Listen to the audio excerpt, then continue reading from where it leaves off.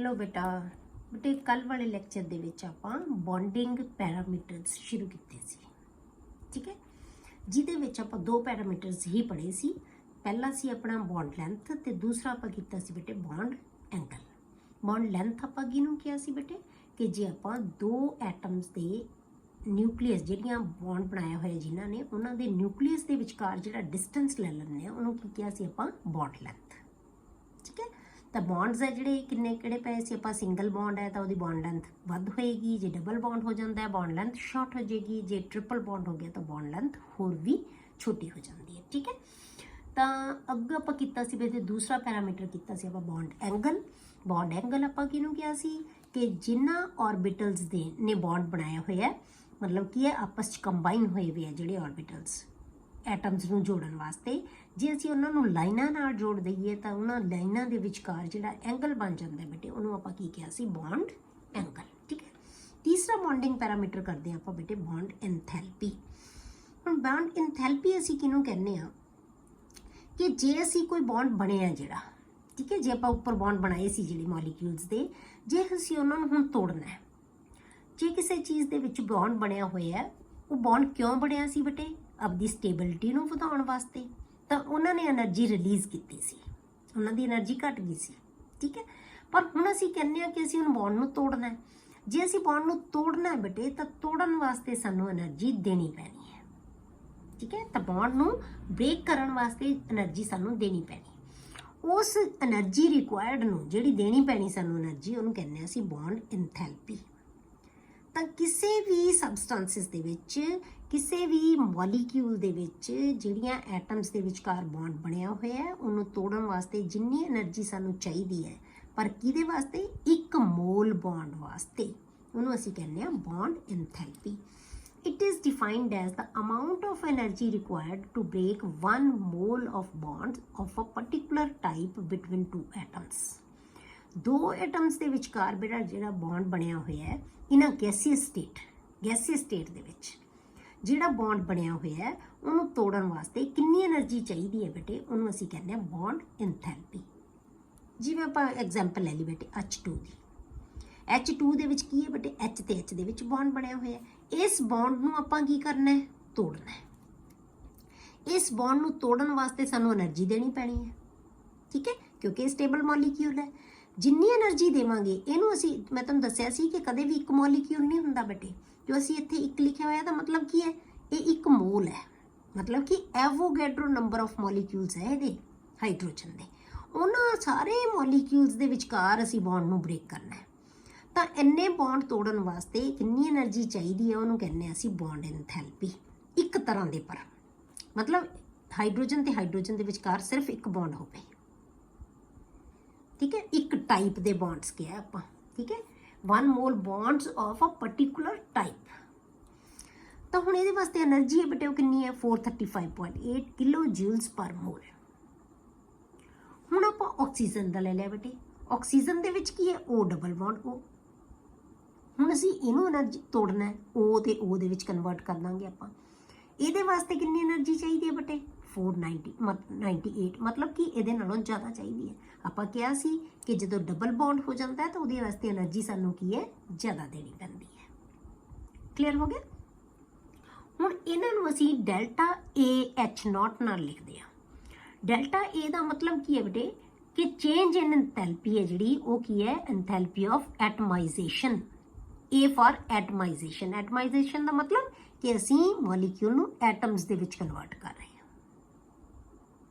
ये मॉलीक्यूल तो एटम्स बना रहे हैं तो इन्हूं असीं कहने आ एंथैल्पी ऑफ एटमाइजेशन। असीं आयन्स नहीं बना रहे बेटे, एटम्स दे विच कन्वर्ट हो रहे हैं, अपना अपना इलैक्ट्रॉन वापस ले जा रहे हैं।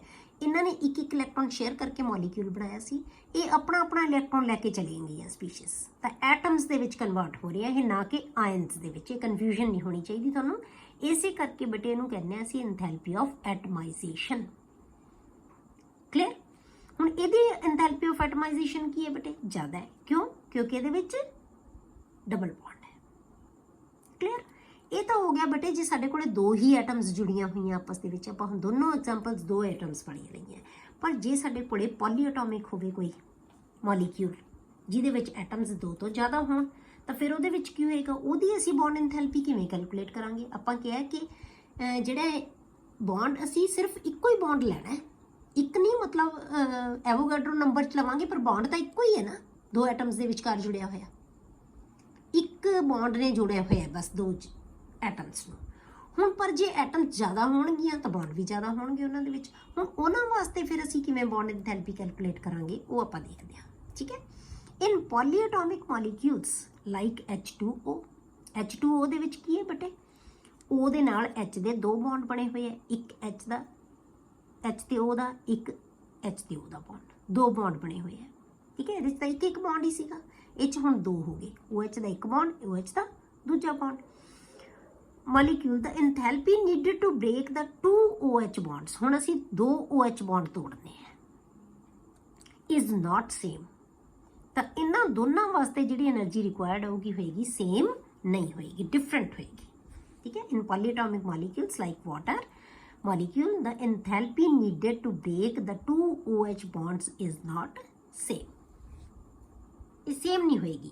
ਫਿਰ ਆਪਾਂ ਕਿਹਨੂੰ ਕਵਾਂਗੇ ਵੀ ਬੌਂਡ ਐਂਥੈਲਪੀ ਹੈ, ਫਿਰ ਆਪਾਂ ਕੀ ਕਰਾਂਗੇ ਬੇਟੇ, ਦੋਨਾਂ ਦੀ ਐਵਰੇਜ ਲੈ ਲਾਂਗੇ, ਉਸ ਐਵਰੇਜ ਨੂੰ ਅਸੀਂ ਕਹਿੰਦੇ ਆ ਬੌਂਡ ਐਂਥੈਲਪੀ, ਪਰ ਅਸੀਂ ਨਾਲ ਐਵਰੇਜ ਸ਼ਬਦ ਲਾ ਦਿੰਦੇ ਆ, ਐਵਰੇਜ ਬੌਂਡ ਐਂਥੈਲਪੀ। ਜਿਹੜੀ ਦੋ ਐਟਮਸ ਦੇ ਵਿਚਕਾਰ ਹੈ ਬੇਟੇ ਉਹਨੂੰ ਬੌਂਡ ਐਂਥੈਲਪੀ ਕਹਿ ਦਿੰਦੇ ਆ, ਜਿਹੜੀ ਜ਼ਿਆਦਾ ਐਟਮਸ ਦੇ ਵਿੱਚ ਉਹਨੂੰ ਅਸੀਂ ਐਵਰੇਜ ਬੌਂਡ ਐਂਥੈਲਪੀ ਕਹਿ ਦਿੰਦੇ, ਬਸ ਫਰਕ ਇਹ ਹੈ ਸੇਮ। ਇਹ ਵੀ ਇੱਕ ਬੌਂਡ ਤੋੜਨਾ ਹੈ, ਇਹ ਵੀ ਇੱਕ ਵਾਸਤੇ ਜਿਹੜੀ ਬੌਂਡ ਸਾਡੀ ਐਵਰੇਜ ਲੈ ਲਾਂਗੇ, ਅਸੀਂ ਦੋਨਾਂ ਦੀ ਐਵਰੇਜ ਲੈ ਲਾਂਗੇ, ਪਰ ਬਣ ਤਾਂ ਇੱਕ ਵਾਸਤੇ ਗਿਆ ਨਾ, ਫਿਰ ਇੱਕ ਬੌਂਡ ਤੋੜਨਾ ਹੈ, ਇੱਕ ਬੌਂਡ ਤੋੜਨਾ ਹੈ, ਠੀਕ ਹੈ।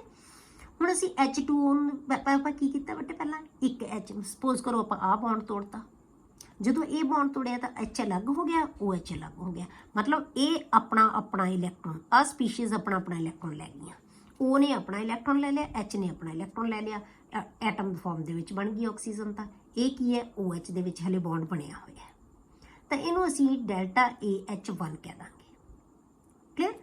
ਹੁਣ ਆਪਾਂ ਇਸ OH ਨੂੰ ਤੋੜਨਾ ਹੈ, ਹੁਣ OH ਨੇ ਇਹ ਆਕਸੀਜਨ, ਇਹਨਾਂ ਦੇ ਵਿਚਕਾਰ ਵੀ ਬੌਂਡ ਹੈ, ਠੀਕ ਹੈ, ਇਹ ਵੀ ਆਪਣਾ ਇਲੈਕਟ੍ਰੋਨ ਲੈ ਲੇ, ਆਕਸੀਜਨ ਨੇ ਆਪਣਾ ਇਲੈਕਟ੍ਰੋਨ ਲੈ ਲਿਆ, ਹਾਈਡਰੋਜਨ ਆਪਣਾ ਲੈ ਕੇ ਇਹ ਵੀ ਐਟਮਸ ਕਨਵਰਟ ਹੋ ਗਈਆਂ। ਇਹਦੇ ਵਾਸਤੇ ਸਾਡੇ ਕੋਲੇ ਡੈਲਟਾ AH2 ਹੈ, ਦੂਜੇ ਬੌਂਡ ਵਾਸਤੇ H2 ਹੋ ਗਈ। ਤਾਂ ਫਿਰ ਹੁਣ ਆਪਾਂ ਕੀ ਲਵਾਂਗੇ, ਇਹਨਾਂ ਦੋਨਾਂ ਦੀ ਐਵਰੇਜ ਲੈ ਲਾਂਗੇ, ਉਹ ਬਣ ਜਾਏਗੀ average bond enthalpy of H2O। ਤਾਂ ਐਵਰੇਜ ਬੌਂਡ ਐਂਥੈਲਪੀ ਕੀ ਹੈ ਬੇਟੇ, delta AH1 plus delta AH2 divided by 2, ਦੋ ਨਾਲ ਅਸੀਂ ਡਿਵਾਈਡ ਕਰਤਾ। ਹੁਣ ਜੇ ਇੱਥੇ ਜ਼ਿਆਦਾ ਬੌਂਡ ਹੁੰਦੇ, ਜਿੰਨੇ ਬੌਂਡਸ ਹੋਣਗੇ ਬੇਟੇ ਉਹਨਾਂ ਨੂੰ, ਜੇ 3 ਹੋਣਗੇ ਤਾਂ 3 ਨਾਲ ਡਿਵਾਈਡ ਕਰ ਲਾਂਗੇ, ਤਿੰਨੋਂ ਐਂਥੈਲਪੀਜ਼ ਜੋੜ ਕੇ 3 ਨਾਲ ਡਿਵਾਈਡ ਕਰ ਦਾਂਗੇ। ਜੇ ਹੁਣ ਜਿਵੇਂ CH4 ਹੈ, CH4 'ਚ ਕੀ ਹੋਊਗਾ ਬੇਟੇ, 4 ਬੌਂਡ ਬਣੇ, C ਤੇ H ਦੇ 4 ਬੌਂਡ ਬਣੇ ਹੋਣਗੇ, ਚਾਰਾਂ ਵਾਸਤੇ એનર્ਜੀ ਰਿਕੁਆਇਰਡ ਕੀ ਹੋਏਗੀ, ਡਿਫਰੈਂਟ ਹੋਏਗੀ। ਆਪਾਂ ਕੀ ਕਰਾਂਗੇ, ਚਾਰੋਂ ਐਂਥੈਲਪੀਜ਼ ਨੂੰ ਜੋੜ ਦਾਂਗੇ, 4 ਨਾਲ ਡਿਵਾਈਡ ਕਰ ਦਾਂਗੇ, ਤਾਂ ਉਹ ਕੀ ਹੋ ਜਾਏਗੀ, average bond enthalpy of CH4, clear. ਤਾਂ ਅਸੀਂ ਇੱਕ ਐਂਥੈਲਪੀ ਹੈ ਜਿਹੜੀ ਉਹ ਨਹੀਂ ਲੈ ਸਕਦੇ। ਨੈਕਸਟ ਪੈਰਾਮੀਟਰ ਹੈ ਜਿਹੜਾ ਬੇਟੇ, ਉਹ ਆਪਾਂ ਲੈਂਦੇ ਆ ਬੌਂਡ ਆਰਡਰ। ਹੁਣ ਬੌਂਡ ਆਰਡਰ ਕੀ ਹੈ, ਆਪਾਂ ਪਹਿਲਾਂ ਵੀ ਪੜ੍ਹਿਆ ਬੌਂਡ ਆਰਡਰ ਕੀ ਹੈ। ਜੇ ਆਪਾਂ ਨੰਬਰ ਆਫ ਬੌਂਡਸ ਲੈਂਦੇ ਆ, ਕਿਸੇ ਦੋ ਐਟਮਸ ਦੇ ਵਿਚਕਾਰ ਕਿੰਨੇ ਨੰਬਰ ਆਫ ਬੌਂਡਸ ਬਣੇ ਹੋਏ ਆ, ਉਹਨੂੰ ਕੀ ਕਹਿੰਦੇ ਆ ਅਸੀਂ, bond order. Bond order is given by the number of bonds between the two atoms, ਉਹਨੂੰ ਅਸੀਂ ਕੀ ਕਹਿੰਦੇ ਆ, bond order in a molecule. Bond order in H2 is 1, ਕਿਉਂਕਿ H ਤੇ H ਦੇ ਵਿੱਚ ਇੱਕੋ ਹੀ ਬੌਂਡ ਬਣਿਆ ਹੋਇਆ ਹੈ। Bond order in O2 is 2, ਕਿੰਨੇ ਬੌਂਡ ਹੈ, 2 ਬੌਂਡ ਬਣੇ ਹੋਏ ਹੈ, ਕਿਉਂਕਿ ਦੋ ਇਲੈਕਟ੍ਰੋਨ ਰਿਕੁਆਇਰਡ ਸੀ ਇਹਨਾਂ ਨੂੰ, 2 ਸ਼ੇਅਰ ਕੀਤੇ ਹੋਏ, 2 ਇਲੈਕਟ੍ਰੋਨ ਇਸਨੇ ਸ਼ੇਅਰ ਕੀਤੇ, 2 ਹੀ ਇਹਨੇ, ਤਾਂ ਕੀ ਬਣ ਗਿਆ, 2 ਬੌਂਡਸ ਹੋ ਗਏ। Bond order in N2 is 3, ਕਿਉਂਕਿ ਇਹਦੇ ਵਿੱਚ ਕਿੰਨੇ ਸ਼ੇਅਰ ਕੀਤੇ ਬੇਟੇ, 3 ਇਲੈਕਟ੍ਰੋਨ ਸ਼ੇਅਰ ਕੀਤੇ ਹੋਏ ਇਹਨਾਂ ਨੇ, ਤਾਂ ਇਹ ਕੀ ਬਣ ਗਿਆ, 3 ਬਣ ਗਿਆ, clear. A correlation for understanding stabilities of molecules, ਹੁਣ ਜੇ ਅਸੀਂ ਇਹਨਾਂ ਨੂੰ ਕੋਰਿਲੇਟ ਕਰਨਾ ਹੋਵੇ, ਬੌਂਡ ਆਰਡਰ ਨੂੰ, ਬੌਂਡ ਲੈਂਥ ਨੂੰ, ਠੀਕ ਹੈ, ਤਾਂ ਉਹਨੂੰ ਆਪਾਂ ਕੋਰਿਲੇਟ ਕਰੀਏ। ਜੇ ਆਪਾਂ ਦੇਖਣਾ ਹੋਵੇ ਕਿ ਕੋਈ ਮੋਲੀਕਿਊਲ ਦੀ ਸਟੇਬਿਲਿਟੀ ਕਿੰਨੀ ਹੈ with increase in bond order, ਜੇ ਆਪਾਂ ਬੌਂਡ ਆਰਡਰ ਵਧਾਉਂਦੇ ਜਾਂਦੇ ਆ, ਬੌਂਡ ਲੈਂਥ ਡਿਕਰੀਜ਼ਸ, ਤਾਂ ਬੌਂਡ ਲੈਂਥ ਸ਼ਾਰਟ ਹੁੰਦੀ ਜਾਂਦੀ ਹੈ, ਐਂਡ ਬੌਂਡ ਐਂਥੈਲਪੀ ਇਨਕਰੀਜ਼ਸ, ਤਾਂ ਉਹਦੀ ਬੌਂਡ ਐਂਥੈਲਪੀ ਵੱਧਦੀ ਜਾਏਗੀ। ਮਤਲਬ ਕੀ ਹੈ ਬੇਟੇ, ਕੋਈ 2 ਬਾਲਸ ਨੂੰ ਅਸੀਂ ਇੱਕ ਸਟਿਕ ਨਾਲ ਜੋੜਤਾ, ਉਹਨੂੰ ਤੋੜਨਾ ਸੌਖਾ ਹੈ। ਜੇ ਅਸੀਂ ਉਹਨਾਂ 2 ਬਾਲਸ ਨੂੰ 2 ਸਟਿਕਸ ਨਾਲ ਜੋੜਤਾ, ਉਹਨੂੰ ਤੋੜਨਾ ਮੁਸ਼ਕਿਲ ਹੋਏਗਾ, ਉਹਨਾਂ ਨੂੰ ਤੋੜਨ ਵਾਸਤੇ એનર્ਜੀ ਜ਼ਿਆਦਾ ਚਾਹੀਦੀ ਹੈ। ਜੇ ਅਸੀਂ 2 ਬਾਲਸ ਨੂੰ 3 ਸਟਿਕਸ ਨਾਲ ਜੋੜਤਾ ਬੇਟੇ ਤਾਂ ਉਹਨਾਂ ਨੂੰ ਤੋੜਨਾ ਹੋਰ ਵੀ ਮੁਸ਼ਕਿਲ ਹੋਏਗਾ, ਉਹਨਾਂ ਵਾਸਤੇ એનર્ਜੀ ਰਿਕੁਆਇਰਡ ਹੋਰ ਜ਼ਿਆਦਾ ਹੋਏਗੀ। ਮਤਲਬ ਕਿ ਜਿੰਨਾ ਬੌਂਡ ਆਰਡਰ ਵੱਧਦਾ ਜਾਏਗਾ ਬੌਂਡ ਇੰਥੈਲਪੀ ਦੀ ਵੈਲਿਊ ਵੀ ਵੱਧਦੀ ਜਾਏਗੀ, ਬੌਂਡ ਸਟਰੈਂਥ ਵੱਧਦੀ ਜਾਏਗੀ ਤਾਂ ਬੌਂਡ ਇੰਥੈਲਪੀ ਵੀ ਵੱਧਦੀ ਜਾਏਗੀ। ਬੌਂਡ ਇੰਥੈਲਪੀ ਕੀ ਹੈ ਕਿ ਇਹਨਾਂ ਨੂੰ ਤੋੜਨ ਵਾਸਤੇ ਕਿੰਨੀ એનર્ਜੀ ਚਾਹੀਦੀ ਹੈ, ਕਿੰਨੀ એનર્ਜੀ ਰਿਕੁਆਇਰਡ ਹੈ, ਉਹਨੂੰ ਅਸੀਂ ਕਹਿੰਦੇ ਹਾਂ ਬੌਂਡ ਇੰਥੈਲਪੀ। ਠੀਕ ਹੈ, ਤਾਂ ਇਸ ਕਰਕੇ ਬੌਂਡ ਇੰਥੈਲਪੀ ਦੀ ਵੈਲਿਊ ਵਧੇਗੀ। ਜਿੰਨੀ ਸਟਰੈਂਥ ਬੌਂਡ ਦੀ ਜ਼ਿਆਦਾ ਹੋਏਗੀ ਉਨੀ ਬੌਂਡ ਇੰਥੈਲਪੀ ਵੀ ਜ਼ਿਆਦਾ ਹੋਏਗੀ। ਕਲੀਅਰ ਹੋ ਗਿਆ? ਇਹ ਸੀ ਬੇਟੇ ਜਿਹੜੇ ਬੌਂਡਿੰਗ ਪੈਰਾਮੀਟਰ। ਪਰ ਹੁਣ ਆਪਾਂ ਬੌਂਡ ਆਰਡਰ ਹੈ ਜਿਹੜਾ ਨਾ 1 2 3 ਹੀ ਕੀਤਾ ਹੈ, ਪਰ ਆਪਾਂ ਇਸੇ ਚੈਪਟਰ ਦੇ ਵਿੱਚ ਫਿਰ ਅੱਗੋਂ ਕਰਾਂਗੇ ਕਿ ਬੌਂਡ ਆਰਡਰ ਹੈ ਨਾ ਬੇਟੇ ਜਿਹੜੇ ਉਹ ਐਗਜ਼ੈਕਟ ਤੁਹਾਨੂੰ ਸਟੇਬਿਲਿਟੀ ਦੱਸੇਗੀ ਮੋਲੀਕਿਊਲ ਦਾ। ਬਹੁਤ ਕੰਪੈਰੀਟਿਵਲੀ ਅਸੀਂ ਦੱਸ ਸਕਦੇ ਹਾਂ, ਜੇ 2 ਮੋਲੀਕਿਊਲ ਦਿੱਤੇ ਹੋਏ ਆ ਨਾ ਕਿ ਇਹਨਾਂ ਚੋਂ ਕਿਹੜਾ ਸਟੇਬਲ ਹੈ ਤਾਂ ਅਸੀਂ ਬੌਂਡ ਆਰਡਰ ਨਾਲ ਦੱਸ ਸਕਦੇ ਹਾਂ। ਪਰ ਉੱਥੇ ਜਾ ਕੇ ਦੇਖਿਓ ਤੁਸੀਂ ਕਿ ਜਿਹੜਾ ਬੌਂਡ ਆਰਡਰ ਹੈ ਨਾ ਉਹ ਫ੍ਰੈਕਸ਼ਨਲ ਵੀ ਹੋ ਸਕਦਾ ਹੈ, ਫ੍ਰੈਕਸ਼ਨ ਦੇ ਵਿੱਚ ਵੀ ਆਏਗਾ ਬੌਂਡ ਆਰਡਰ। ਠੀਕ ਹੈ, ਇਹ ਆਪਾਂ ਅੱਗੇ ਡਿਸਕਸ ਕਰਾਂਗੇ, ਅਗਲੀਆਂ ਥਿਊਰੀਜ਼ ਆਉਣਗੀਆਂ। ਅਗਲਾ ਬੇਟੇ ਟੌਪਿਕ ਹੈ ਉਹ ਹੈ ਬਹੁਤ ਇੰਪੋਰਟੈਂਟ। ਇਹ ਨਹੀਂ ਹੈ ਕਿ ਇਹ ਟੌਪਿਕ ਤੁਹਾਨੂੰ ਐ ਵੀ ਇਹਨੂੰ ਇਵੇਂ ਕੁਐਸਚਨ ਆਉਣਾ ਜਾਂ ਕੁਛ ਹੈ, ਇਹ ਚੀਜ਼ਾਂ ਇਹੋ ਜਿਹੀਆਂ ਹੁੰਦੀਆਂ ਬਟ ਇਸ ਚੈਪਟਰ ਦੇ ਵਿੱਚ ਆ ਜਿਹੜੇ ਬੌਂਡਿੰਗ ਪੈਰਾਮੀਟਰਸ ਵੀ ਬੜੇ ਆ। ਇਹ ਨਹੀਂ ਹੈ ਤੁਹਾਨੂੰ ਬੌਂਡ ਆਰਡਰ ਕੀ ਹੁੰਦਾ ਤੇ ਇਹ ਕੁਐਸਚਨ ਆਏਗਾ, ਇਹ ਤੁਹਾਨੂੰ ਅੱਗੋਂ ਯੂਜ਼ ਹੋਣਗੀਆਂ ਇਹ ਚੀਜ਼ਾਂ, ਤੁਹਾਨੂੰ ਪਤਾ ਹੋਣਾ ਚਾਹੀਦਾ। ਜੇ ਇਹ ਚੀਜ਼ਾਂ ਬਾਰੇ ਪਤਾ ਤਾਂ ਅੱਗੇ ਤੁਸੀਂ ਡਿਸਕਸ ਕਰ ਸਕੋਗੇ ਨਾ। ਠੀਕ ਹੈ, ਤਾਂ ਅਗਲੀਆਂ ਚੀਜ਼ਾਂ ਸਮਝ ਸਕੋਗੇ ਤਾਂ। ਤੇ ਇਹ ਇੱਕ ਬਹੁਤ ਜ਼ਿਆਦਾ ਇੰਪੋਰਟੈਂਟ ਫਿਨੋਮੀਨਾ ਬੇਟੇ ਜਿਹੜਾ ਆਪਾਂ ਹੁਣ ਸ਼ੁਰੂ ਕਰਨ ਜਾ ਰਹੇ ਹਾਂ, ਜਿਹਨੂੰ ਕਹਿੰਦੇ ਅਸੀਂ ਰੈਜ਼ੋਨੈਂਸ। ਬਹੁਤ ਜ਼ਿਆਦਾ ਇੰਪੋਰਟੈਂਟ ਹੈ। ਠੀਕ ਹੈ, ਤਾਂ ਰੈਜ਼ੋਨੈਂਸ ਕਿਹਨੂੰ ਕਹਿੰਦੇ ਆ ਬੇਟੇ ਆਪਾਂ? ਤੁਸੀਂ ਹੁਣ ਇਹ ਦੇਖੋ ਜਿਹੜਾ ਆਪਾਂ ਓਜ਼ੋਨ ਦੇ ਆਪਾਂ ਲਿਊਇਸ ਸਟਰਕਚਰ ਬਣਾਏ ਆ, ਹੁਣ ਉਹ ਤਾਂ ਤੁਹਾਨੂੰ ਬਣਾਉਣੇ ਆਗੇ ਹੋਣਗੇ। ਆਪਾਂ ਲਿਊਇਸ ਸਟਰਕਚਰ ਦੇ ਵਿੱਚ ਆਪਾਂ ਕੀ ਦੇਖਿਆ ਸੀ ਕਿ ਬੇਟੇ ਓਜ਼ੋਨ ਦੇ ਵਿੱਚ ਇੱਕ ਜਿਹੜੀਆਂ 2 ਆਕਸੀਜਨ ਹੈ ਉਹਨਾਂ ਦੇ ਵਿਚਕਾਰ ਤਾਂ ਡਬਲ ਬੌਂਡ ਹੈ ਤੇ 2 ਆਕਸੀਜਨ ਦੇ ਵਿਚਕਾਰ ਸਿੰਗਲ ਬੌਂਡ ਹੈ। ਠੀਕ ਹੈ, ਆਪਾਂ ਇੱਧਰ 2 ਬਣਾਤਾ, ਇੱਧਰ ਸਿੰਗਲ ਬੌਂਡ ਬਣਾਤਾ। ਇਹਦਾ ਮਤਲਬ ਕੀ ਹੈ ਬੇਟੇ? ਆਪਾਂ ਹੁਣੇ ਪੜ੍ਹ ਕੇ ਹਟੇ ਆ ਕਿ ਡਬਲ ਬੌਂਡ ਦੀ ਜਿਹੜੀ ਬੌਂਡ ਲੈਂਥ ਹੈ ਉਹ ਕਿੰਨੀ ਹੋਏਗੀ? ਉਹ 121 ਪਿਕੋਮੀਟਰ ਹੁੰਦੀ ਹੈ। ਸਿੰਗਲ ਬੌਂਡ ਦੀ 148 ਹੈ ਆਕਸੀਜਨ ਦੇ ਵਿੱਚ। ਤਾਂ ਇਹਦੇ ਹਿਸਾਬ ਨਾਲ ਤਾਂ ਇਹੀ ਹੋਗੀ। ਫਿਰ ਆਪਾਂ ਕੀ ਕੀਤਾ? ਆਪਾਂ ਇਹ ਬਣਾਤਾ। ਹੁਣ ਆਪਾਂ ਇੱਧਰ ਡਬਲ ਬੌਂਡ ਬਣਾਤਾ, ਇੱਧਰ ਸਿੰਗਲ ਬੌਂਡ ਬਣਾਤਾ। ਹੁਣ ਇਹ 148 ਹੋ ਗਈ, ਇਹ 121 ਹੋ ਗਈ। ਠੀਕ ਹੈ, ਹੁਣ ਆਪਾਂ ਜੇ ਦੱਸੀਏ ਕਿ ਇਹ ਹੁਣ ਆਪਾਂ ਕਿਵੇਂ ਕਵਾਂਗੇ ਕਿ ਆਹ ਸਟਰਕਚਰ ਸਹੀ ਹੈ ਕਿ ਇਹ ਸਾਨੂੰ ਹੋਰ ਪ੍ਰੋਪਰਟੀਜ਼ ਦੱਸ ਰਹੀਆਂ, ਇਹ ਸਾਨੂੰ ਹੋਰ ਪ੍ਰੋਪਰਟੀਜ਼ ਦੱਸ ਰਹੀਆਂ। ਮਤਲਬ ਕਿ ਇਹਦੇ ਅਕੋਰਡਿੰਗ ਆਹ 2 'ਚ ਬੌਂਡ ਲੈਂਥ ਹੈ ਜਿਹੜੀ ਘੱਟ ਹੈ, ਇਹਦੇ ਅਕੋਰਡਿੰਗ ਇਹ 2 'ਚ ਬੌਂਡ ਲੈਂਥ ਘੱਟ ਹੈ। ਕਲੀਅਰ ਹੋ ਗਿਆ?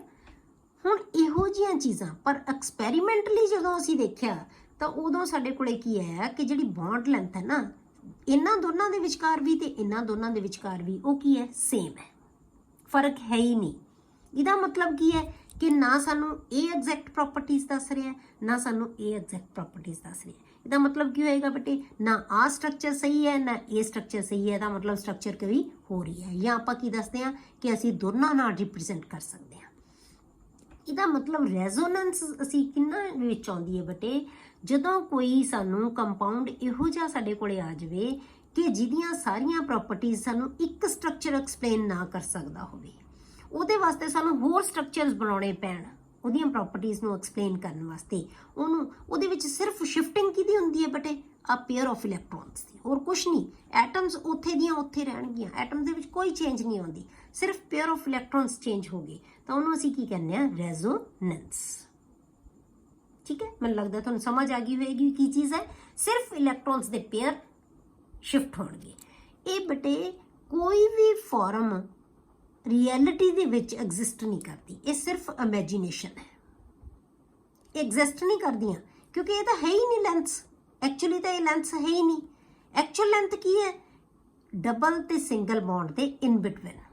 ਨਾ ਡਬਲ ਬੌਂਡ ਜਿੰਨੀ ਹੈ ਉਹਦੀ ਲੈਂਥ, ਨਾ ਸਿੰਗਲ ਬੌਂਡ ਜਿੰਨੀ ਹੈ, ਇਹਨਾਂ ਦੋਨਾਂ ਦੇ ਵਿਚਕਾਰ ਹੈ ਤਾਂ ਉਹਦੀ ਲੈਂਥ ਕੀ ਹੈ? 128 ਪਿਕੋਮੀਟਰਸ। ਨਾ ਡਬਲ ਜਿੰਨੀ ਹੈ ਨਾ ਸਿੰਗਲ ਜਿੰਨੀ ਹੈ।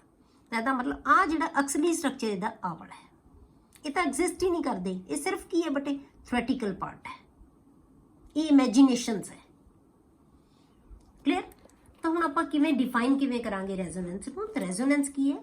It may be defined as the phenomena as a result of which a molecule can be expressed in different forms. ਇਹ ਉਹ ਫਿਨੋਮੀਨਾ ਹੈ ਜਿਹਦੇ ਅਕੋਰਡਿੰਗ ਆਪਾਂ ਕਿਸੇ ਮੋਲੀਕਿਊਲ ਨੂੰ ਅਲੱਗ-ਅਲੱਗ ਫਾਰਮਸ ਦੇ ਵਿੱਚ ਜਿਹੜਾ ਮੋਲੀਕਿਊਲ ਹੈ ਉਹਨੂੰ ਐਕਸਪ੍ਰੈਸ ਕਰ ਸਕਦੇ ਹਾਂ, none of which can explain all the properties of the molecule. ਉਹਨਾਂ ਸਟਰਕਚਰਸ ਦੇ ਵਿੱਚੋਂ ਕੋਈ ਵੀ ਸਟਰਕਚਰ ਉਸ ਮੋਲੀਕਿਊਲ ਦੀਆਂ ਸਾਰੀਆਂ ਪ੍ਰੋਪਰਟੀਜ਼ ਨੂੰ ਐਕਸਪਲੇਨ ਨਾ ਕਰ ਸਕਦਾ ਹੋਵੇ। The actual structure of the molecule is called resonance hybrid. ਤੇ ਜਿਹੜਾ ਐਕਚੁਅਲ ਸਟਰਕਚਰ ਹੈ ਉਹ ਕੀ ਹੈ, ਉਹਨਾਂ ਦੋਨਾਂ ਦਾ ਨਹੀਂ, ਜਿੰਨੇ ਵੀ ਸਟਰਕਚਰ ਹੋਣਗੇ ਉਹਨਾਂ ਸਾਰਿਆਂ ਦਾ ਕੀ ਹੋਏਗਾ, ਹਾਈਬ੍ਰਿਡ ਹੋਏਗਾ। ਉਹਨੂੰ ਅਸੀਂ ਰੈਜ਼ੋਨੈਂਸ ਹਾਈਬ੍ਰਿਡ ਕਹਿੰਦੇ ਹਾਂ। ਅਸਲ ਸਟਰਕਚਰ ਹਾਈਬ੍ਰਿਡ ਦਾ ਸਮਝਦੇ ਹੋ। ਹਾਈਬ੍ਰਿਡ ਕੀ ਚੀਜ਼ ਹੁੰਦੀ ਹੈ ਬੇਟੇ? ਜੇ ਆਪਾਂ ਕੋਈ ਦੋ ਚੀਜ਼ਾਂ ਨੂੰ ਮਿਕਸ ਕਰ ਦਈਏ ਤਾਂ ਉਹਨਾਂ ਦੋਨੋਂ ਦੇ ਕਰੈਕਟਰਸ ਆ ਜਾਣ ਉਸ ਚੀਜ਼ ਦੇ ਵਿੱਚ, ਤਾਂ ਉਹਨੂੰ ਕੀ ਕਹਿੰਦੇ ਹਾਂ ਅਸੀਂ, ਹਾਈਬ੍ਰਿਡ ਬਣ ਗਿਆ। ਉਹ ਹਾਈਬ੍ਰਿਡ ਹੈ। ਇਸੇ ਤਰ੍ਹਾਂ ਨਾ ਆਹ ਸਟਰਕਚਰ ਪ੍ਰੋਪਰ ਦੱਸੇਗਾ, ਇਹ ਕਹਿੰਦਾ ਇਹ ਦੋ ਦੇ ਵਿੱਚ ਡਬਲ ਬੌਂਡ ਹੈ, ਸਿੰਗਲ ਹੈ, ਇਹ ਕਹਿੰਦਾ ਇਹ 'ਚ ਸਿੰਗਲ ਹੈ, ਇਹ 'ਚ ਡਬਲ ਬੌਂਡ ਹੈ, ਨਾ ਆਹ ਐਕਸਪਲੇਨ ਕਰਦਾ ਨਾ ਐਕਸਪਲੇਨ ਕਰ ਸਕਦਾ। ਐਕਚੁਅਲੀ ਕੀ ਹੈ, ਇਹਨਾਂ ਨੂੰ ਮਿਕਸ ਕਰਤਾ ਤਾਂ ਅਸੀਂ ਆਹ ਸਟਰਕਚਰ ਬਣ ਗਈ।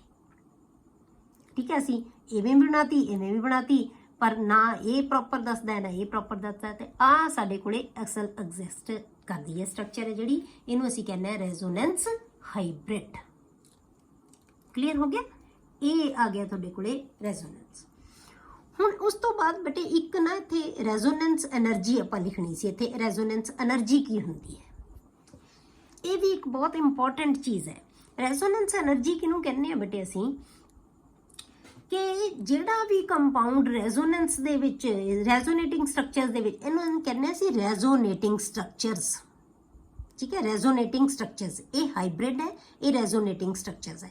ਇਹਨੂੰ ਅਸੀਂ ਡਬਲ ਹੈਡਡ ਐਰੋ ਦੇ ਨਾਲ ਲਿਖਦੇ ਹਾਂ ਹਮੇਸ਼ਾ। ਇਹ ਇਕੁਅਲ ਟੂ 3 ਲਾਈਨਸ ਜਿਹੜੀਆਂ ਲਿਖ ਦਿੰਦੇ ਆ ਉਹਦੇ ਨਾਲ ਰਿਪਰੈਜ਼ੈਂਟ ਕਰਦੇ ਹਾਂ ਅਸੀਂ ਹਾਈਬ੍ਰਿਡ। ਠੀਕ ਹੈ, ਹੁਣ ਇਹਨਾਂ ਸਟਰਕਚਰਸ ਦੇ ਨਾਲੋਂ ਇਹ ਜਿੰਨੀਆਂ ਵੀ ਮਰਜ਼ੀ ਬਣੀਆਂ, ਜਿਵੇਂ ਓਜ਼ੋਨ 'ਚ ਤਾਂ 2 ਹੀ ਹੈ ਨਾ, 2 ਤੋਂ ਜ਼ਿਆਦਾ ਵੀ ਹੋ ਸਕਦੀਆਂ, ਕਿਸੇ 'ਚ 3 ਵੀ ਹੋ ਸਕਦੀਆਂ, ਕਿਸੇ 'ਚ 4 ਵੀ ਹੋ ਸਕਦੀਆਂ। ਜਿੰਨੀਆਂ ਮਰਜ਼ੀ ਸਟੇਬਲ, ਜਿੰਨੀਆਂ ਮਰਜ਼ੀ ਸਟਰਕਚਰਸ ਹੋਣ, ਜੇ ਆਪਾਂ ਉਹਨਾਂ ਸਾਰਿਆਂ ਦੇ ਵਿੱਚੋਂ ਸਭ ਤੋਂ ਵੱਧ ਸਟੇਬਲ ਲੈ ਲਈਏ, ਉਹਦੀ એનર્ਜੀ ਦੇਖੀਏ ਕਿੰਨੀ ਹੈ, ਕਿਉਂਕਿ ਜਿੰਨੀ ਸਟੇਬਿਲਿਟੀ ਵੱਧਦੀ ਜਾਏਗੀ એનર્ਜੀ ਘਟਦੀ ਜਾਏਗੀ, ਇਹ ਸਾਨੂੰ ਪਤਾ ਹੈ। ਉਹਨਾਂ ਦੇ ਕੰਪੈਰੇਟਿਵਲੀ ਫਿਰ ਅਸੀਂ ਰੈਜ਼ੋਨੈਂਸ ਹਾਈਬ੍ਰਿਡ ਲੈ ਲਈਏ। ਠੀਕ ਹੈ, ਤਾਂ ਰੈਜ਼ੋਨੈਂਸ ਹਾਈਬ੍ਰਿਡ ਹੈ ਨਾ ਬੇਟੇ ਜਿਹੜਾ, ਉਹ ਇਹਨਾਂ ਸਾਰਿਆਂ ਤੋਂ ਸਟੇਬਲ ਸਟਰਕਚਰ ਤੋਂ ਵੀ ਵੱਧ ਸਟੇਬਲ ਹੋਏਗਾ। ਇਹਦਾ ਮਤਲਬ ਇਹਦੀ એનર્ਜੀ ਕੀ ਹੈ, ਇਹਨਾਂ ਸਾਰਿਆਂ ਤੋਂ ਘੱਟ ਹੈ। ਹੁਣ ਇਹਨਾਂ 'ਚੋਂ ਜਿਹੜਾ ਸਟੇਬਲ ਹੈ ਤੇ ਹਾਈਬ੍ਰਿਡ ਹੈ, ਦੋਨਾਂ ਦੇ એનર્ਜੀ ਦਾ ਜਿਹੜਾ ਡਿਫਰੈਂਸ ਹੈ ਨਾ ਬੇਟੇ, ਉਹਨੂੰ ਕੀ ਕਹਿੰਦੇ ਅਸੀਂ, resonance energy. The difference between the energy of resonance hybrid and the most stable resonating structure. ਇਹਨਾਂ 'ਚੋਂ ਸਭ ਤੋਂ ਵੱਧ ਜਿਹਨੂੰ ਮਰਜ਼ੀ ਮੰਨ ਲਓ ਵੀ ਜਿਹੜਾ ਵੀ ਆਪਾਂ ਕਹਿ ਦਈਏ ਕਿ ਇਹ ਬਹੁਤ ਸਟੇਬਲ ਸਟਰਕਚਰ ਹੈ, ਉਹਦੀ એનર્ਜੀ ਸਭ ਤੋਂ ਘੱਟ ਹੋਏਗੀ, ਪਰ ਇਹਦੀ એનર્ਜੀ ਉਸ ਤੋਂ ਵੀ ਘੱਟ ਹੋਏਗੀ। ਠੀਕ ਹੈ, ਇਹਦੀ એનર્ਜੀ ਉਸ ਤੋਂ ਵੀ ਘੱਟ ਹੋਏਗੀ, ਮਤਲਬ ਉਹਦੇ ਨਾਲੋਂ ਵੀ ਵੱਧ ਸਟੇਬਲ ਹੋਏਗਾ ਇਹ, ਉਹਨੂੰ ਅਸੀਂ ਕਹਿੰਦੇ ਹਾਂ ਰੈਜ਼ੋਨੈਂਸ એનર્ਜੀ। ਤਾਂ ਕਿਸੇ ਵੀ ਮੋਲੀਕਿਊਲ ਦੇ ਵਿੱਚ ਬੇਟੇ ਜਿੰਨੀ ਰੈਜ਼ੋਨੈਂਸ એનર્ਜੀ ਜ਼ਿਆਦਾ ਹੋਏਗੀ, ਉਨੀ ਉਸ ਮੋਲੀਕਿਊਲ ਦੀ ਸਟੇਬਿਲਿਟੀ ਜ਼ਿਆਦਾ ਹੋਏਗੀ, ਮਤਲਬ એનર્ਜੀ ਰਿਲੀਜ਼ ਕਰੇਗਾ ਉਹ ਬਣਨ ਵੇਲੇ, ਰੈਜ਼ੋਨੈਂਸ ਹਾਈਬ੍ਰਿਡ ਬਣਨ ਵੇਲੇ। ਜਿੰਨੀ એનર્ਜੀ ਜ਼ਿਆਦਾ ਹੋਏਗੀ, ਇਹ ਵਾਲੀ એનર્ਜੀ, ਉਨਾ ਸਟੇਬਲ ਜ਼ਿਆਦਾ ਹੋਏਗਾ ਮੋਲੀਕਿਊਲ। ਕਲੀਅਰ ਹੋ ਗਿਆ? ਹੁਣ ਆਪਾਂ ਬੇਟੇ ਬਣਾਉਂਦੇ ਆ ਰੈਜ਼ੋਨੇਟਿੰਗ ਸਟਰਕਚਰ ਅਲੱਗ-ਅਲੱਗ ਕੰਪਾਊਂਡਸ ਦੇ, ਜਿਵੇਂ ਆਪਾਂ ਕਰਦੇ ਹਾਂ explain the structure of CO3 2 negative ion in terms of resonance. ਹੁਣ ਆਪਾਂ ਰੈਜ਼ੋਨੈਂਸ ਬਣਾਈਏ। ਆਪਾਂ ਲਿਊਇਸ ਸਟਰਕਚਰ ਬਣਾਏ ਸੀ ਬੇਟੇ ਇਹਦੇ। ਆਪਾਂ ਕੀ ਕੀਤਾ ਸੀ, ਜਦੋਂ ਲਿਊਇਸ ਸਟਰਕਚਰ ਬਣਾਇਆ ਸੀ ਆਪਾਂ ਦੇਖਿਆ ਸੀ ਕਿ ਕਾਰਬਨ ਦੇ ਕੋਲ 4 ਇਲੈਕਟ੍ਰੋਨ ਹੁੰਦੇ ਆ ਵੈਲੈਂਸ ਸ਼ੈਲ 'ਚ, ਚਾਰੋਂ ਇਲੈਕਟ੍ਰੋਨ ਇਹਨੇ ਆਪਣੇ ਸ਼ੇਅਰ ਕਰ ਲਏ। ਠੀਕ ਹੈ, ਚਾਰੋਂ ਇਲੈਕਟ੍ਰੋਨ ਕੀ ਹੈ, ਇਹਨੇ ਸ਼ੇਅਰ ਕਰ ਲਏ। ਆ ਆਕਸੀਜਨ ਨੇ 2 ਇਲੈਕਟ੍ਰੋਨ ਪਾਏ, 2 ਕਾਰਬਨ ਨੇ, ਇਹਦੇ ਵਿੱਚ 1 ਆਕਸੀਜਨ ਨੇ, 1 ਇਹਨੇ, ਕਿਉਂਕਿ ਸਾਡੇ ਕੋਲੇ ਐਕਸਟਰਾ ਇਲੈਕਟ੍ਰੋਨ ਹੈਗੇ ਆ ਨਾ 2, ਤਾਂ ਦੋਨੋਂ ਐਕਸਟਰਾ ਇਲੈਕਟ੍ਰੋਨ ਕਿਹਦੇ ਕੋਲੇ ਆ, ਆਕਸੀਜਨ ਕੋਲੇ। ਇਹਨੇ ਵੀ ਯੂਜ਼ ਕਰ ਲਿਆ, ਇਹਨੇ ਵੀ। ਰੈਜ਼ੋਨੇਟਿੰਗ ਸਟਰਕਚਰ ਉਵੇਂ ਬਣਾਉਣੇ ਆ ਜਿਵੇਂ ਮੈਂ ਤੁਹਾਨੂੰ ਦੱਸਿਆ ਸੀ ਨਾ, ਸੌਰੀ ਲਿਊਇਸ ਸਟਰਕਚਰ। ਹੁਣ ਇੱਥੇ ਆਪਾਂ ਦੇਖਣਾ ਇਹਨੂੰ ਇੱਕ ਬਣਾਉਣਾ ਤੁਹਾਨੂੰ ਆ ਗਿਆ, ਬਸ ਸਿਰਫ ਇੱਕ ਆ ਜਾਏਗਾ ਨਾ, ਬਾਕੀ ਤਾਂ ਬਣਾਉਣੇ ਬਿਲਕੁਲ ਈਜ਼ੀ ਹੈ। ਹੁਣ ਇਹ ਅਸੀਂ ਬਣਾ ਲਿਆ, ਸਾਨੂੰ ਪਤਾ ਹੈ ਕਿ ਕਾਰਬਨ ਤੇ ਕਾਰਬਨ ਦੇ ਵਿਚਕਾਰ ਬੇਟੇ ਡਬਲ ਬੌਂਡ 1 ਹੈ, ਬਾਕੀ ਦੋਨੋਂ ਸਿੰਗਲ ਬੌਂਡ ਹੈ, ਤੇ 2 ਨੈਗੇਟਿਵ ਚਾਰਜ ਹੈ। ਹੁਣ ਇਹਦੇ ਵਿੱਚ ਫਰਕ ਕੀ ਹੈ ਬੇਟੇ, ਜਿਹੜੇ ਰੈਜ਼ੋਨੇਟਿੰਗ ਸਟਰਕਚਰ ਹੈ ਨਾ ਤਾਂ ਉਹਦੇ 'ਚ ਕੋਈ ਬੌਂਡ ਪੇਅਰ, ਨਾ ਕੋਈ ਲੋਨ ਪੇਅਰ, ਉਹਨਾਂ ਦੀ ਕਾਊਂਟਿੰਗ ਦੇ ਵਿੱਚ ਕੋਈ ਫਰਕ ਨਹੀਂ ਪਏਗਾ। ਜਿੰਨੇ ਇੱਕ ਰੈਜ਼ੋਨੇਟਿੰਗ ਸਟਰਕਚਰ ਦੇ ਵਿੱਚ ਪੇਅਰ ਆਫ ਇਲੈਕਟ੍ਰੋਨਸ ਹੈ ਨਾ, ਉਨੇ ਹੀ ਸਾਰੇ ਸਟਰਕਚਰਸ ਦੇ ਵਿੱਚ ਵੀ ਹੋਣਗੇ। ਕੋਈ ਫਰਕ ਨਹੀਂ ਪਏਗਾ, ਜਿੱਥੇ ਜਿੱਥੇ ਐਟਮਸ ਲੱਗੀਆਂ ਹੋਈਆਂ ਉੱਥੇ ਉੱਥੇ ਹੀ ਐਟਮਸ ਰਹਿਣਗੀਆਂ, ਕੋਈ ਚੇਂਜ ਨਹੀਂ ਆਏਗੀ। ਨਾ ਤਾਂ ਪੇਅਰ ਆਫ ਇਲੈਕਟ੍ਰੋਨਸ ਚੇਂਜ ਹੋਣੇ ਆ, ਨਾ ਐਟਮਸ ਚੇਂਜ ਹੋਣੀ ਹੈ। ਫਰਕ ਕੀ ਪਏਗਾ? ਸਿਰਫ ਇਲੈਕਟ੍ਰੋਨ ਪੇਅਰ ਦੀ ਸ਼ਿਫਟਿੰਗ ਹੋ ਜਾਏਗੀ। ਹੁਣ ਆਪਾਂ ਕੀ ਹੈ, ਇੱਥੇ ਡਬਲ ਬੌਂਡ ਸੀ, ਇੱਥੇ ਸਿੰਗਲ, ਪਰ ਐਕਸਪੈਰੀਮੈਂਟਲੀ ਪ੍ਰੂਵ ਇਹ ਹੋਇਆ ਹੈ ਕਿ ਕਾਰਬਨ ਦੇ ਤਿੰਨੋਂ ਆਕਸੀਜਨ ਨਾਲ ਜਿਹੜੇ ਬੌਂਡ ਹੈ ਨਾ, ਉਹ ਕੀ ਹੈ, ਉਹਦੀ ਬੌਂਡ ਲੈਂਥ ਕੀ ਹੈ, ਸੇਮ ਹੈ। ਉਹ ਬੌਂਡ ਲੈਂਥ ਸੇਮ ਹੈ। ਇਹਦਾ ਮਤਲਬ ਕੀ ਹੈ ਕਿ ਇਹ ਸਾਨੂੰ ਪ੍ਰੋਪਰਟੀਜ਼ ਨਹੀਂ ਦੱਸਦਾ ਐਗਜ਼ੈਕਟ। ਇਹਦੇ ਮੁਤਾਬਕ ਤਾਂ ਆਹ ਤਾਂ ਡਬਲ ਬੌਂਡ ਹੈ, ਇਹ ਦੋ ਸਿੰਗਲ ਬੌਂਡ ਹੈ। ਫਿਰ ਅਸੀਂ ਕੀ ਕੀਤਾ, ਇੱਕ ਹੋਰ ਸਟਰਕਚਰ ਬਣਾਉਂਦੇ ਹਾਂ ਜਿੱਥੇ ਅਸੀਂ ਡਬਲ ਬੌਂਡ ਨੂੰ ਸ਼ਿਫਟ ਕਰਤਾ। ਤੁਸੀਂ ਜਿਵੇਂ ਮਰਜ਼ੀ ਬਣਾਉਣ ਲਓ, ਭਾਵੇਂ ਕਲੌਕਵਾਈਜ਼ ਕਰ ਲਓ, ਭਾਵੇਂ ਐਂਟੀ ਕਲੌਕਵਾਈਜ਼ ਬਣਾਉਣ ਲੱਗ ਜਾਓ, ਜਿਵੇਂ ਵੀ ਮਰਜ਼ੀ ਬਣਾ ਲਓ, ਠੀਕ ਹੈ। ਆਪਾਂ ਇੱਧਰ ਲੈ ਆਏ ਇਹਨੂੰ, ਮਤਲਬ ਕਿ ਸਾਰੀਆਂ ਆਕਸੀਜਨ ਬਦਲ ਗਈਆਂ। ਆਹ ਆਕਸੀਜਨ ਇੱਥੇ ਆ ਗਈ, ਆਹ ਆਕਸੀਜਨ ਇੱਥੇ, ਇਹ ਇੱਥੇ, ਬਸ ਐਕਸਚੇਂਜ ਕਰਤੀਆਂ ਪੋਜੀਸ਼ਨਸ ਅਸੀਂ, ਠੀਕ ਹੈ। ਮਤਲਬ ਕੀ ਹੈ, ਆਕਸੀਜਨ ਨਹੀਂ, ਇਹ ਨਹੀਂ ਆਪਾਂ ਕਿਹਾ ਵੀ ਆਕਸੀਜਨ ਬਦਲ ਗਈ, ਇਹ ਆਕਸੀਜਨ ਉੱਥੇ ਦੀ ਉੱਥੇ ਹੀ ਹੈ। ਸਿਰਫ ਮਤਲਬ ਇਲੈਕਟ੍ਰੋਨ ਦੇ ਪੇਅਰ ਜਿਹੜੇ ਇਹ ਵਾਲੀ ਆਕਸੀਜਨ ਕੋਲੇ ਸੀ ਉਹ ਇੱਥੇ ਆ ਗਏ, ਜਿਹੜੇ ਇਹ ਸੀ ਇੱਥੇ ਆ ਗਏ, ਇਹ ਸੀ ਇੱਥੇ ਆ ਗਏ, ਐ ਮੰਨ ਲਓ ਤੁਸੀਂ। ਹੋਰ ਕਿਤੇ ਇਹ ਸਮਝੋ ਕਿ ਆਕਸੀਜਨ ਹੀ ਸ਼ਿਫਟ ਹੋ ਗਈਆਂ, ਆਕਸੀਜਨ ਨਹੀਂ ਸ਼ਿਫਟ ਹੋਈਆਂ, ਠੀਕ ਹੈ। ਤਾਂ ਹੁਣ ਸਾਡੇ ਕੋਲੇ ਕੀ ਆ ਗਿਆ, ਹੁਣ ਪਹਿਲਾਂ ਇੱਥੇ ਡਬਲ ਬੌਂਡ ਸੀ, ਹੁਣ ਇੱਥੇ ਡਬਲ ਬੌਂਡ ਆ ਗਿਆ, ਕਲੀਅਰ। ਬਾਕੀ ਸਾਰਾ ਕੁਝ ਸੇਮ ਹੈ। ਫਿਰ ਅਸੀਂ ਸ਼ਿਫਟ ਕਰਤਾ ਇੱਥੇ, ਹੁਣ ਇੱਥੇ ਡਬਲ ਬੌਂਡ ਆ ਗਿਆ। ਇਹਦਾ ਮਤਲਬ ਕੀ ਹੈ, ਪਹਿਲਾਂ ਇਹ ਦੋ 'ਚ ਸੀ, ਫਿਰ ਇਹ ਦੋ 'ਚ ਬਣ ਗਿਆ, ਹੁਣ ਇਹ ਦੋ 'ਚ ਬਣ ਗਿਆ। ਨਾ ਇਹ ਐਗਜ਼ੈਕਟ ਦੱਸ ਰਿਹਾ, ਨਾ ਇਹ ਨਾ ਇਹ। ਤਾਂ ਫਿਰ ਕੀ ਅਸੀਂ ਕੀਤਾ, ਇਹਦਾ ਹਾਈਬ੍ਰਿਡ ਬਣਾ ਲਿਆ। ਮਤਲਬ ਕਿ ਤਿੰਨਾਂ ਕੋਲ ਹੀ ਕੀ ਹੈ, ਡਬਲ ਬੌਂਡ ਕਰੈਕਟਰ ਹੈਗਾ। ਇਹਦੇ ਕੋਲੇ ਵੀ ਹੈਗਾ, ਇਹਦੇ ਕੋਲੇ ਵੀ ਹੈਗਾ, ਇਹਦੇ ਕੋਲੇ ਵੀ ਹੈਗਾ। ਪਰ ਇੱਕ ਇੱਕ ਜੇ ਦੇਖੀਏ ਤਾਂ ਫਿਰ ਇੱਕ ਬੌਂਡ ਹੀ ਡਬਲ ਬੌਂਡ ਦਿਖਾਉਂਦਾ ਹੈ। ਤਾਂ ਫਿਰ ਕੀ ਹੈ, ਇਹ ਵੀ ਹੋ ਸਕਦਾ, ਇਹ ਵੀ ਹੋ ਸਕਦਾ, ਇਹ ਵੀ ਹੋ ਸਕਦਾ, ਤਿੰਨਾਂ ਨਾਲ ਰਿਪਰੈਜ਼ੈਂਟ ਕਰ ਸਕਦੇ ਹਾਂ। ਤਾਂ ਤਿੰਨਾਂ ਦਾ ਆਪਾਂ ਹਾਈਬ੍ਰਿਡ ਬਣਾਤਾ। ਇਹ ਸਾਰਿਆਂ ਨਾਲੋਂ ਵੱਧ ਸਟੇਬਲ ਹੈ। ਇਹ ਆ ਗਿਆ ਕਾਰਬੋਨੇਟ ਦੇ ਵਿੱਚ ਰੈਜ਼ੋਨੈਂਸ, ਕਲੀਅਰ। ਇਸੇ ਤਰ੍ਹਾਂ ਅਸੀਂ ਬੇਟੇ ਨਾਈਟ੍ਰੇਟ ਦੇ ਵਿੱਚ ਦਿਖਾਉਂਦੇ ਹਾਂ। ਨਾਈਟ੍ਰੇਟ ਦੇ ਮੋਲੀਕਿਊਲ ਦੇ ਵਿੱਚ ਕੀ ਹੈ, ਸੇਮ ਚੀਜ਼ ਬਿਲਕੁਲ, ਠੀਕ ਹੈ। ਨਾਈਟ੍ਰੇਟ 'ਚ ਕਿਵੇਂ ਲਾਉਂਗੇ, ਸੇਮ ਇੱਦਾਂ ਹੀ। ਨਾਈਟ੍ਰੋਜਨ ਦੇ ਨਾਲ ਵੀ ਇੱਕ ਡਬਲ ਬੌਂਡ ਹੁੰਦਾ ਹੈ, ਦੋ ਸਿੰਗਲ ਬੌਂਡ ਹੁੰਦੇ ਆ, ਉਵੇਂ ਬਣਾਇਓ, ਬਸ ਨੈਗੇਟਿਵ ਇੱਕ ਹੈ। ਆਪਣੇ ਆਪ ਸਟਰਕਚਰ ਬਣਾਉਣੀ ਹੈ ਨਾਈਟ੍ਰੇਟ ਦੀ, ਬਿਲਕੁਲ ਇੱਦਾਂ। ਮਤਲਬ ਕਿ ਦੋ ਡਬਲ ਬੌਂਡ ਹੋਣ ਨਾ, ਇੱਕ ਡਬਲ ਬੌਂਡ ਹੋਏਗਾ, ਦੋ ਸਿੰਗਲ ਬੌਂਡ ਹੋਣਗੇ ਉਹਦੇ ਨਾਲ ਐਨ ਦੇ, ਕਲੀਅਰ। ਦੂਸਰਾ ਆਪਾਂ ਕੀ ਹੈ ਕਿ SO3 ਮੋਲੀਕਿਊਲ ਦੀ, ਹੁਣ SO3 ਦੀ ਆਪਾਂ ਇੱਥੇ ਬਣਾ ਦਿੰਦੇ ਹਾਂ। SO3 ਦੀ ਬਣਾਈ ਹੋਈ ਆਪਾਂ, ਤਾਂ S ਦੇ ਵਿੱਚ ਵੀ ਇੱਕ ਡਬਲ ਬੌਂਡ ਹੁੰਦਾ, ਇੱਕ ਦੋ ਸਿੰਗਲ ਬੌਂਡ ਹੁੰਦੇ ਆ, ਕਲੀਅਰ। ਹੁਣ ਇਹਦੇ ਵਿੱਚ ਕੀ ਆ ਗਿਆ, ਇਲੈਕਟ੍ਰੋਨ ਦੇ ਪੇਅਰ ਜਿਹੜੇ ਪੂਰੇ ਹੋਣੇ ਚਾਹੀਦੇ ਆ ਜ਼ਰੂਰ, ਠੀਕ ਹੈ। ਤਾਂ ਹੁਣ ਇੱਥੇ ਕੀ ਆ ਗਿਆ, ਇਹਨੇ ਯੂਜ਼ ਕੀਤਾ ਹੋਇਆ ਇਲੈਕਟ੍ਰੋਨ ਕੀ ਹੈ। ਜੇ ਹੁਣ ਆਪਾਂ ਇੱਥੇ ਦੇਖੋ ਨਾ ਤੁਸੀਂ, ਇਹਦੇ ਵਿੱਚ ਇਹਨੇ ਕੋਆਰਡੀਨੇਟ ਬੌਂਡ ਬਣਾਏ ਹੋਏ ਆ ਇਸਨੇ, ਕਿਉਂਕਿ ਇਹਨੇ ਇਲੈਕਟ੍ਰੋਨ ਯੂਜ਼ ਹੀ ਨਹੀਂ ਕੀਤੇ ਆਪਣੇ। ਇਲੈਕਟ੍ਰੋਨ ਆਕਸੀਜਨ ਜਿਹੜੀ ਸਲਫਰ ਹੈ, ਇਹਦੇ ਕੋਲ ਕਿੰਨੇ ਇਲੈਕਟ੍ਰੋਨ ਹੁੰਦੇ ਆ ਬੇਟੇ, 6 ਇਲੈਕਟ੍ਰੋਨਸ। ਤਾਂ ਇਹਨੇ 2 ਇਲੈਕਟ੍ਰੋਨ ਤਾਂ ਇਹਦੇ ਨਾਲ ਯੂਜ਼ ਕਰ ਲਏ, 2 ਇਹਦੇ ਨਾਲ, 2 ਇਹਦੇ ਨਾਲ, ਇਹ ਕੋਆਰਡੀਨੇਟ ਬੌਂਡ ਬਣਾਏ ਹੋਏ ਨੇ, ਕਲੀਅਰ। ਹੁਣ ਇਹਨੇ ਕੀ ਕੀਤਾ ਬੇਟੇ ਸਲਫਰ ਨੇ, ਹੁਣ ਇੱਥੇ ਡਬਲ ਬੌਂਡ ਸੀ, ਫਿਰ ਇੱਥੇ ਸ਼ਿਫਟ ਕਰਤਾ ਆਪਾਂ। ਹੁਣ ਰੈਜ਼ੋਨੈਂਸ ਦੇ ਵਿੱਚ ਸਿਰਫ ਤੁਸੀਂ ਸ਼ਿਫਟਿੰਗ ਦਿਖਾਉਣੀ ਇਲੈਕਟ੍ਰੋਨਸ ਦੀ, ਫਿਰ ਇੱਥੇ ਆ ਗਏ, ਫਿਰ ਇੱਥੇ ਆ ਗਿਆ। ਆਹ ਸਾਰੇ ਇਲੈਕਟ੍ਰੋਨ ਵਾਲੀ ਜਿਹੜੇ ਹੈਗੇ ਇਲੈਕਟ੍ਰੋਨ ਇੱਧਰ ਆ ਗਏ, ਇਹ ਇਵੇਂ, ਕਿਉਂਕਿ ਤਾਂ ਹੀ ਬੇਟੇ, ਨਹੀਂ ਤਾਂ ਤੁਹਾਡੇ ਇਲੈਕਟ੍ਰੋਨ ਦੀ ਜਿਹੜੀ ਕਾਊਂਟਿੰਗ ਹੈ ਉਹ ਗਲਤ ਹੋ ਜਾਏਗੀ। ਜਿੱਥੇ ਡਬਲ ਬੌਂਡ ਹੈ ਉਹਦੇ ਕੋਲੇ 2 ਹੀ ਪੇਅਰ ਆਉਣਗੇ, ਜਿੱਥੇ ਸਿੰਗਲ ਬੌਂਡ ਹੈ ਉੱਥੇ 3-3 ਪੇਅਰ ਦਿਖਾਉਣੇ ਆ, ਠੀਕ ਹੈ। ਜਿਹੜੀ ਵੀ ਆਕਸੀਜਨ ਨਾਲ ਡਬਲ ਲਾਓਗੇ ਉੱਥੇ ਡਬਲ ਹੈ, ਉੱਥੇ 2 ਪੇਅਰ ਹੈ, ਬਾਕੀਆਂ ਕੋਲੇ 3-3 ਪੇਅਰ ਹੈ। ਬਸ ਸ਼ਿਫਟਿੰਗ ਦਿਖਾ ਦਿਓ, ਪਹਿਲਾਂ ਡਬਲ ਬੌਂਡ ਇਹਨਾਂ 2 'ਚ ਸੀ, ਫਿਰ ਇਹਨਾਂ 2 'ਚ ਬਣ ਗਿਆ, ਫਿਰ ਇਹਨਾਂ 2 'ਚ। ਇਹ ਕੀ ਹੈ, ਰੈਜ਼ੋਨੇਟਿੰਗ ਸਟਰਕਚਰ। ਜੇ ਅਸੀਂ ਹਾਈਬ੍ਰਿਡ ਬਣਾਵਾਂਗੇ ਤਾਂ ਫਿਰ ਕੀ ਹੈ, ਅਸੀਂ ਹਾਈਬ੍ਰਿਡ ਹਰੇਕ ਥਾਂ 'ਤੇ ਨਹੀਂ ਬਣਾਉਂਦੇ ਹੁੰਦੇ। ਜੇ ਤੁਹਾਨੂੰ ਰੈਜ਼ੋਨੈਂਸ ਪੁੱਛੀ ਜਾਓ ਤਾਂ ਸਿਰਫ ਰੈਜ਼ੋਨੇਟਿੰਗ ਸਟਰਕਚਰ ਹੀ ਬਣਾਉਣੇ ਹੁੰਦੇ ਆ ਤੁਸੀਂ ਬੇਟੇ। ਤਾਂ ਹਾਈਬ੍ਰਿਡ ਕੀ ਬਣੇਗਾ, ਤਿੰਨਾਂ 'ਚ ਅਸੀਂ, ਜਿਵੇਂ ਆਪਾਂ ਕਾਰਬੋਨੇਟ ਸਿਖਾਇਆ ਸੀ, ਤਿੰਨਾਂ 'ਚ ਅਸੀਂ ਡਬਲ ਮਤਲਬ ਕਿ ਡਾਟ ਡਾਟ ਡਾਟ ਲਾਈਨ ਦਿਖਾਵਾਂਗੇ। ਮਤਲਬ ਕੀ ਹੈ, ਤਿੰਨਾਂ 'ਚ ਡਬਲ ਬੌਂਡ ਦਾ ਕਰੈਕਟਰ ਹੈਗਾ ਹੈ, ਕਲੀਅਰ ਹੋ ਗਿਆ। ਇਹ ਆ ਗਿਆ ਬੇਟੇ ਤੁਹਾਡੇ ਕੋਲੇ ਜਿਹੜੀ ਹੈ ਰੈਜ਼ੋਨੈਂਸ। ਹੁਣ ਤੁਸੀਂ ਕੀ ਹੈ, ਅਗਲਾ ਜਿਹੜਾ ਮੋਲੀਕਿਊਲ ਹੈ ਉਹਦੀ ਤੁਸੀਂ ਆਪਣੇ ਆਪ ਬਣਾਓਗੇ ਜਿਹੜੀ ਸਟਰਕਚਰ, ਜਿਵੇਂ ਆਪਾਂ ਕਿਹਾ ਕਿ explain structure of CO2, clear. ਅੱਗੇ ਬਟੇ polarity of bonds the polarity ਦਾ ਮਤਲਬ ਕੀ ਹੁੰਦਾ ਬਟੇ ਕਿ ਕਿਸੇ ਵੀ ਬੌਂਡ ਦੇ ਵਿੱਚ ਪੋਲਸ ਬਣਨੇ, ਮਤਲਬ ਨੈਗੇਟਿਵ ਤੇ ਪੋਜ਼ਿਟਿਵ। ਕੋਈ ਸਪੀਸ਼ੀਜ਼ ਇਲੈਕਟ੍ਰੋਨ ਨੂੰ ਆਪਣੇ ਵੱਲ ਖਿੱਚਣ ਦੀ ਕੋਸ਼ਿਸ਼ ਕਰੇਗੀ ਤਾਂ ਉਹਦੇ ਉੱਤੇ ਨੈਗੇਟਿਵ ਚਾਰਜ ਆ ਜਾਏਗਾ, ਤੇ ਦੂਜੀ ਸਪੀਸ਼ੀਜ਼ ਦੇ ਉੱਤੇ ਇਲੈਕਟ੍ਰੋਨ ਦੀ ਕਮੀ ਹੋਣ ਲੱਗ ਜਾਏਗੀ, ਉਹਦੇ ਕੋਲੇ ਕੀ ਆ ਜਾਏਗਾ, ਪੋਜ਼ਿਟਿਵ ਚਾਰਜ। ਉਹਨੂੰ ਅਸੀਂ ਕੀ ਕਹਿੰਦੇ ਆ ਬੇਟੇ, polarity of bond. When covalent bond is formed between two similar atoms like H2, O2, Cl2, ਕੋਈ ਵੀ ਲੈ ਲਓ ਨਾ, N2, ਜਿਹੜੀ ਮਰਜ਼ੀ ਲੈ ਲਓ ਐਟਸੈਟਰਾ, ਜੇ ਇੱਕੋ ਜਿਹੇ ਐਟਮਸ ਦੇ ਵਿੱਚ ਬਣਿਆ ਹੋਇਆ, the shared pair of electron is equally attracted by the two atoms। ਉਹ ਕੀ ਹੈ, ਇੱਕੋ ਜਿਹੀ ਫੋਰਸ ਨਾਲ ਅਟਰੈਕਟ ਕਰਨਗੀਆਂ ਆਪਣੇ ਵੱਲ ਨੂੰ, ਅਟਰੈਕਟ ਜਿਹੜਾ ਹੈ।